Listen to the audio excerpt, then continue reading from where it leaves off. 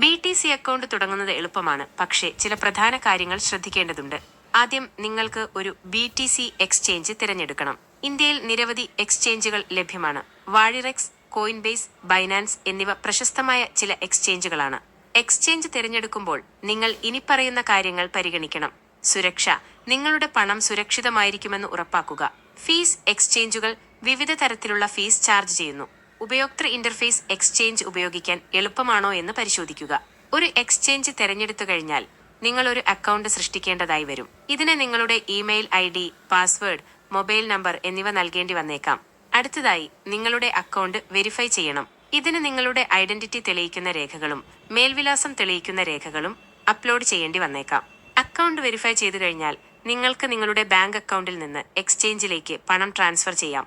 പണം എക്സ്ചേഞ്ചിൽ എത്തിക്കഴിഞ്ഞാൽ നിങ്ങൾക്ക് BTC വാങ്ങാം. BTC വാങ്ങുമ്പോൾ നിങ്ങൾ ശ്രദ്ധിക്കേണ്ട ചില കാര്യങ്ങൾ. വോളറ്റിലിറ്റി. BTC ഒരു വളരെ വോളറ്റൈൽ ആസ്തിയാണ്, അതായത് അതിന്റെ വില വളരെ വേഗത്തിൽ മാറാം. നിയമപരമായ നിബന്ധനകൾ.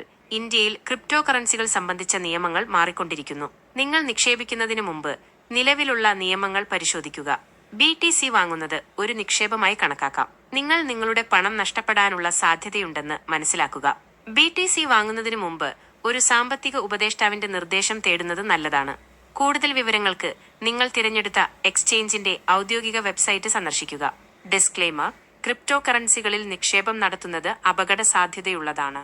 നിക്ഷേപിക്കുന്നതിന് മുമ്പ് ഒരു സാമ്പത്തിക ഉപദേഷ്ടാവിന്റെ നിർദ്ദേശം തേടുക. ഇന്ത്യയിൽ ക്രിപ്റ്റോ കറൻസിയുടെ നിയമങ്ങൾ. ഇന്ത്യയിൽ ക്രിപ്റ്റോ കറൻസികൾ സംബന്ധിച്ച നിയമങ്ങൾ ഇപ്പോഴും വികസനത്തിലാണ്. ഈ വിഷയത്തിൽ നിരവധി അനിശ്ചിതത്വങ്ങളുമുണ്ട്. എന്നാൽ നിലവിലെ സ്ഥിതിഗതികൾ ഇങ്ങനെയാണ്. നിയമപരമായ അംഗീകാരം. Indian Reserve Bank RBI crypto കറൻസികളെ പിന്തുണയ്ക്കുന്നില്ല. എന്നാൽ സുപ്രീം കോടതി ക്രിപ്റ്റോ കറൻസികൾ നിരോധിക്കുന്നതിനെ എതിർത്തു. ഇപ്പോൾ ക്രിപ്റ്റോ കറൻസികൾ നിയമവിരുദ്ധമല്ല, എന്നാൽ ഇവയെ നിയന്ത്രിക്കുന്നതിനുള്ള വ്യക്തമായ നിയമങ്ങളില്ല. നികുതി. ക്രിപ്റ്റോ കറൻസികളിൽ നിന്നുള്ള വരുമാനത്തിന് 30% നികുതി ഈടാക്കുന്നു. വ്യാപാരം. ഇന്ത്യയിൽ നിരവധി ക്രിപ്റ്റോ എക്സ്ചേഞ്ചുകൾ പ്രവർത്തിക്കുന്നുണ്ട്, എന്നാൽ ഈ എക്സ്ചേഞ്ചുകളുടെ പ്രവർത്തനം നിയന്ത്രിക്കുന്നതിനുള്ള വ്യക്തമായ നിയമങ്ങളില്ല. ക്രിപ്റ്റോ കറൻസികളിൽ നിക്ഷേപിക്കുമ്പോൾ ശ്രദ്ധിക്കേണ്ട കാര്യങ്ങൾ. അപകട സാധ്യത. ക്രിപ്റ്റോ കറൻസികളുടെ വില വളരെ വോളറ്റൈലാണ്, അതായത് വില അപ്രതീക്ഷിതമായി കൂടുകയോ കുറയുകയോ ചെയ്യാം. നിയമപരമായ അനിശ്ചിതത്വം. ഇന്ത്യയിൽ ക്രിപ്റ്റോ കറൻസികളെ സംബന്ധിച്ച നിയമങ്ങൾ ഇപ്പോഴും വികസനത്തിലാണ്. തട്ടിപ്പുകൾ. ക്രിപ്റ്റോ കറൻസി മേഖലയിൽ തട്ടിപ്പുകൾ സാധാരണമാണ്, അതിനാൽ വിശ്വസനീയമായ എക്സ്ചേഞ്ചുകൾ മാത്രം ഉപയോഗിക്കുക. സാമ്പത്തിക ഉപദേശം.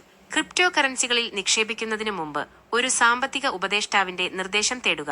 ഇന്ത്യയിൽ ക്രിപ്റ്റോ കറൻസികളുടെ ഭാവി. ഇന്ത്യൻ സർക്കാർ ക്രിപ്റ്റോ കറൻസികളെ നിയന്ത്രിക്കുന്നതിനുള്ള ഒരു നിയമം കൊണ്ടുവരാൻ ശ്രമിക്കുന്നു. ഈ നിയമം ക്രിപ്റ്റോ കറൻസികളുടെ ഭാവി ഇന്ത്യയിൽ എങ്ങനെയിരിക്കുമെന്ന് നിർണ്ണയിക്കും.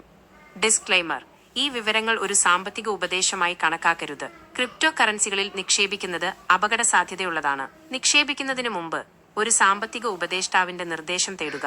കൂടുതൽ വിവരങ്ങൾക്ക് ഇന്ത്യൻ റിസർവ് ബാങ്കിന്റെ വെബ്സൈറ്റ് RBI.org.in ലേക്കുള്ള ലിങ്ക്. നികുതി വകുപ്പിന്റെ വെബ്സൈറ്റ് incometax.gov.in ലേക്കുള്ള link. Keywords: crypto currency, India, നിയമങ്ങൾ, നിക്ഷേപം, RBI, ബിറ്റ്കോയിൻ, വാളറ്റ്.